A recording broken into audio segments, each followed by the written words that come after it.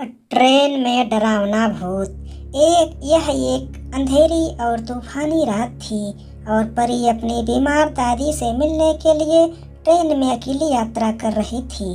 जैसे जैसे रात भर ट्रेन चलती रही, परी को बेचैनी होने लगी। खाली खामोश डिब्बों में बारे में कुछ ऐसा था जिससे उसकी त्वचा रेंगने लगी थी। जब वह अपनी बर्थ पर जाने के लिए तैयार हो रही थी, परी ने अपनी आँख के कोने में एक अजीब आकृति देखी।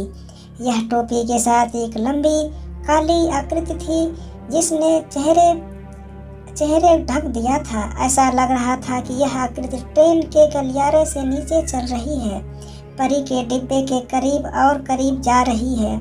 परी ने इसे अपनी कल्पना के रूप में खारिज करने की कोशिश की, लेकिन यह आंकड़ा तब तक करीब आता रहा जब तक कि यह उसके दरवाजे के ठीक बाहर नहीं था।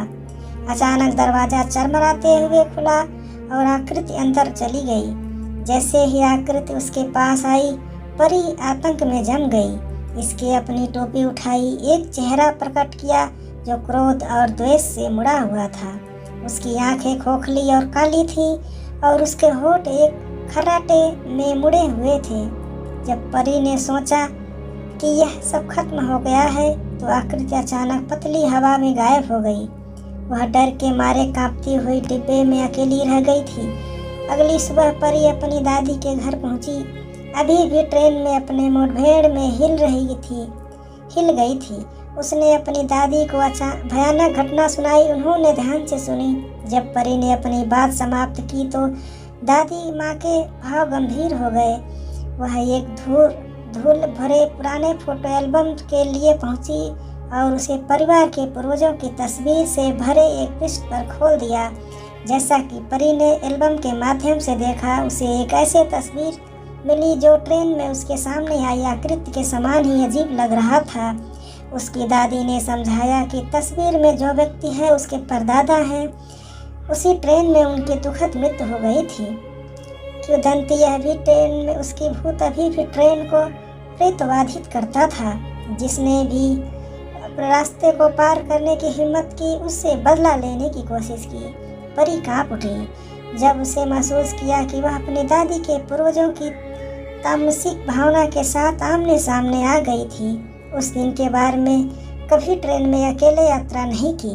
जैसे जैसे समय बीतता गया, परी ने ट्रेन में अपनी मुठभेड़ के बारे में भूलने की कोशिश की। वह अपने दैनिक जीवन के बारे में जानती थी, लेकिन वह इस भावना को कभी हिला नहीं पाई। उसे देखा जा रहा है। एक दिन काम पर जाते समय परी को हवा में अचानक ठंडक महसूस हुई। उसने पीछे मुड़कर देखा तो ट्रेन में वही आकृति उसके पीछे खड़ी थी। यह उसकी दादी के पूर्वज का भूत था और वह पहले से भी ज़्यादा भयानक लग रहा था। परी ने भागने की कोशिश की, लेकिन भूत ने उसका लगातार पीछा किया। वह उसकी बर्फीली सांस को अपनी गर्दन पर महसूस कर सकती थी, क्योंकि यह उसके अंदर बंद थी। जैसे ही उसने सोचा कि यह सब खत्म हो गया है, साधु संत का एक समूह वहाँ से गुजरता था। वे अपने हाथों में गंगा जल लिए हुए थे। परी के पास पहुँचते ही मंत्र पढ़ने लगे। भूत पर गंगा जल फेंक रहे थे। पहले तो ऐसा लगा कि उनका प्रयास व्यर्थ हो गया, लेकिन फिर भूत फीका पड़ने लगा। अंत में इथर में गायब हो गया। परी ने राहत की सांस ली, क्योंकि उसे एहसास हुआ कि दुःस्वप्न आखिरकार खत्म हो गया। उसने साधु संत को धन्यवाद दिया और अपने रास्ते पर चली गई। वह हल्का और खुश महसूस कर रही थी, जितना कि वह हफ्तों में थी। उस दिन के बाद से परी जानती थी कि वह हमेशा सुरक्षित रहेगी, चाहे वह कहीं भी जाए। और जब भी वह यात्रा करती थी, वह अपने साथ साधु संतों द्वारा दी हुई माला और गंगा जल लाना सुनिश्चित करती थी। वीडियो देखने के लिए आपका बहुत बहुत धन्यवाद।